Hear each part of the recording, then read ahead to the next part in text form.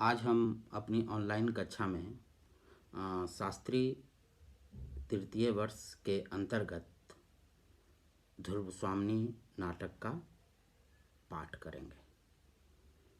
ध्रुव स्वामिनी नाटक के बारे में जानने का प्रयास करेंगे, उसकी कथा वस्तु के बारे में जानेंगे, उसके शिल्प पर बात करेंगे। शिल्प के जो और भी बहुत सारे पक्ष होते हैं, जैसे भाषा पक्ष है, संवाद है, शैली है, कथानक है, तो इन सभी पर हम लोग चर्चा करेंगे। तो ध्रुव स्वामिनी जो नाटक है वह एक तरीके से समस्या नाटक कहा गया है, क्योंकि उसमें एक स्त्री की समस्या जो है, एक तरीके से स्त्री को विवाह मोक्ष का अधिकार मिलना चाहिए या नहीं मिलना चाहिए, उस पर बात की गई है। तो सबसे पहले समस्या नाटक के बारे में जानेंगे कि सीधे शब्दों में समस्या नाटक के बारे में समस्या नाटक हम उसे कहेंगे जिसमें या ऐसा नाटक समस्या नाटक, वो नाटक समस्या नाटक कहलाता है जो स्त्री पुरुष संबंधों को कई कोणों से उठाकर हमें परंपरा, प्रेम, पुनर्विवाह, नैतिकता आदि पर पुनर्विचार के लिए विवश करता है। सामान्य रूप से समस्या नाटक की यही परिभाषा है। ध्रुव स्वामिनी नाटक जयशंकर प्रसाद के द्वारा रचित है और 1933 के आसपास में इसकी रचना हुई है। तो हम लोग ध्रुव स्वामिनी के बारे में थोड़ा सा जानने का प्रयास करते हैं कि ध्रुव स्वामिनी में क्या है। ध्रुव स्वामिनी नाटक में पुरुष और स्त्री के गैर बराबरी के चित्रण से नाटक की शुरुआत होती है। नाटक का पहला ही संवाद है अभ्रभेदी अर्थात गगनचुंबी, अभ्रभेदी शिखर और इन क्षुद्र कोमल निरीह लताओं और पौधों को इसके चरण में लौटना ही चाहिए ना। अभ्रभेदी शिखर अर्थात पुरुष, निरीह लताएं अर्थात स्त्री। यह नाटक पुरुष और स्त्री की भौतिक असमानता का वस्तुपरक चित्रण है। प्रसाद जी इस नाटक में ऐतिहासिक तथ्यों की उतनी छानबीन नहीं करते जितनी कि स्त्री पुरुष के पुनर्विवाह की समस्या की छानबीन करते हैं। यह नाटक ऐतिहासिक पृष्ठभूमि में हमारी पारिवारिक सामाजिक समस्याओं का आकलन है। यह नाटक इस कारण भी दिलचस्प है कि इसमें कई कई तरह के प्रेम और कई कई तरह के प्रेमी हैं। प्रेमी प्रेमिका का एक जोड़ा है, चंद्रगुप्त और ध्रुव स्वामिनी का। इनका प्रेम इस नाटक में गोपन है। इसकी परतें धीरे धीरे खुलती हैं और रामगुप्त की हत्या के बाद यह प्रेम विवाह में बदल जाता है। कोमा और सकराज का प्रेम मृत्यु में अंत ढूंढता है। कोमा के लिए प्रेम का मतलब है त्याग, उत्सर्ग, एकनिष्ठता और भावनात्मक पवित्रता, जबकि सकराज के लिए प्रेम का अर्थ है बहुनिष्ठता। उसे कोमा ही नहीं बल्कि ध्रुव स्वामिनी भी चाहिए। जब उसे पता चलता है कि ध्रुव स्वामिनी एक नहीं दो है, तो वह दोनों को राज रानी बनाने के लिए तैयार हो जाता है।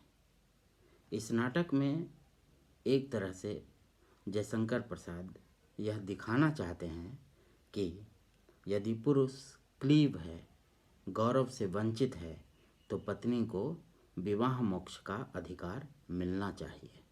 ध्रुव स्वामिनी नाटक में उसके पति रामगुप्त की हत्या होती है और चंद्रगुप्त ध्रुव स्वामिनी को अपनाने के लिए तैयार हो जाता है। इसलिए ध्रुव स्वामिनी की मुक्ति हो जाती है। लेकिन यदि चंद्रगुप्त ध्रुव स्वामिनी को अपनाने के लिए तैयार नहीं होता, तो ध्रुव स्वामिनी की मुक्ति कैसे होती, इस प्रश्न पर प्रसाद जी चुप्पी साधे रहते हैं। दूसरी बात यह कि स्त्री को मुक्ति तभी मिलती है जब निजाम बदलता है। सकराज और रामगुप्त की हत्या के बाद जैसे ही चंद्रगुप्त यह कहता है कि मैं सकराज के समस्त अधिकारों का स्वामी हूँ, वैसे ही पंडित वर्ग ध्रुव स्वामिनी के विवाह मोक्ष को विधि सम्मत घोषित करते हैं। तो ये एक तरीके से सामान्य जो कहानी है नाटक की, मूल रूप से जयशंकर प्रसाद ने इसी को दिखाया है। अब इसके भाषिक पक्ष पर थोड़ा हम लोग बात कर लेते हैं कि ध्रुव स्वामिनी का शिल्प क्या है। शिल्प के अंतर्गत भाषा, उसकी शैली, संवाद और कथानक का शिल्प आदि सब आते हैं। तो पहले हम लोग भाषा पर बात करेंगे। भाषा का एक पक्ष यह है कि ऐतिहासिक कथा चयन के कारण देश काल के अनुरूप भाषा की योजना जयशंकर प्रसाद ने इस नाटक में की है। इससे ऐतिहासिक सांस्कृतिक परिवेश के निर्माण में सहायता मिली और संस्कृत शब्दावली से प्राचीन परिवेश का निर्माण किया गया है जयशंकर प्रसाद के द्वारा इस नाटक में। दूसरा क्या है कि बिंबों और प्रतीकों का सहज प्रयोग इस नाटक में दिखता है। इससे भाषा की व्यंजना शक्ति बढ़ती है।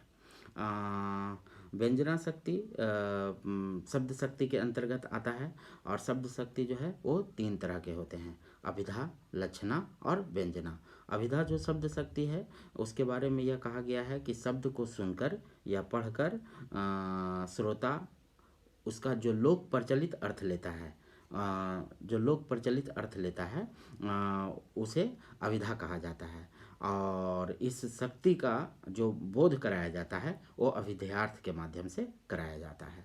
दूसरा जो है, जैसे उदाहरण के लिए हमें समझें कि राम आम खाता है, तो इसका सामान्य सा अर्थ है कि राम आम खाता है। दूसरी जो शब्द शक्ति है उसे हम लक्षणा के नाम से जानते हैं। लक्षणा के बारे में कहा जाता है कि मुख्यार्थ में बाधा उपस्थित होने पर रूढ़ि या प्रयोजन के सहारे जो अर्थ निकलता है उसे लक्षणा शब्द शक्ति कहते हैं और इस शक्ति के बोध कराने वाले को लक्ष्यार्थ कहा जाता है। तो इसका उदाहरण के रूप में ये ले लिया जाए कि अगर हम किसी को ये कहें कि मोहन गधा है, तो यहाँ पर स्पष्ट है कि व्यक्ति जो है गधा नहीं हो सकता है। तो उस पर क्या है कि गधे के गुण को एक तरीके से मोहन पर आरोपित कर दिया गया है। तो मतलब ये कि उसका अर्थ लक्ष्य करके, गधे को लक्ष्य करके कहा गया है, इसलिए वहाँ पर लक्षणा शब्द शक्ति है। तीसरी जो शक्ति है वो व्यंजना शब्द शक्ति है। व्यंजना शब्द शक्ति जो है सभी शब्द शक्तियों में, तीनों शब्द शक्तियों में सबसे उत्तम मानी जाती है। तो मुख्यार्थ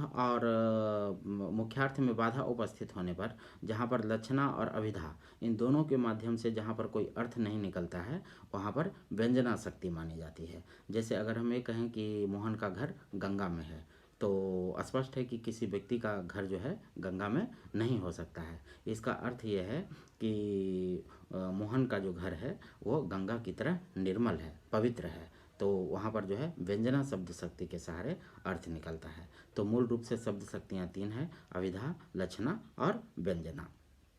तो भाषा के अंतर्गत, ध्रुव स्वामिनी नाटक की भाषा के अंतर्गत हम लोग बात कर रहे थे कि इसमें बिंबों और प्रतीकों का सहज प्रयोग किया गया है और इससे भाषा की व्यंजना शक्ति बढ़ती है। नाटक के अधिकतर पात्र छायावादी बोध से ग्रस्त हैं, इसलिए इस तरह की भाषा का प्रयोग किया गया है। जैसे उदाहरण के लिए लू से तपी हुई वसुधा, तो ये एक ध्रुव स्वामिनी नाटक में इस शब्द का प्रयोग किया गया है, लू से तपी हुई वसुधा। और इसी के बरक्स चंद्रगुप्त नाटक में भी सायंकालीन शीतल आकाश। तो ये सब जो है छायावादी भावबोध से जो है ग्रस्त भाषा है। इसी बिंबात्मकता और प्रतीकात्मकता के कारण जो है नाटक में काव्यात्मकता की सृष्टि होती है। तो भाषा में जो है एक तरीके से उनकी भाषा में काव्यात्मकता का पुट है। काव्यात्मकता का मतलब क्या है कि भाव की तीव्रता और अनुभूति की गहराई। तीसरा क्या है भाषा पक्ष के अंतर्गत संवाद। संवाद क्या है? संवाद अधिकतर जो है विधा आधारित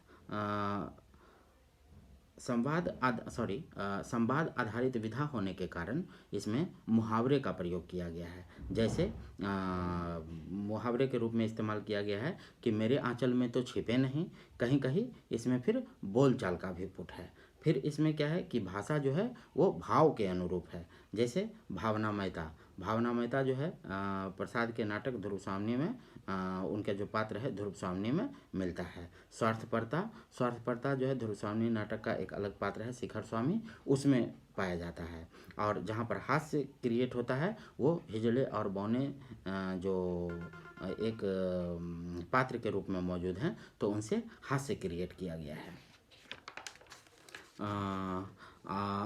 अगली क्लास में हम लोग इसके भाषा के अन्य पक्ष जो हैं, शैली, संवाद, कथानक का शिल्प और ध्रुव स्वामिनी के पात्र की क्या क्या विशेषताएं हैं, उस पर हम लोग बात करेंगे। तब तक के लिए धन्यवाद।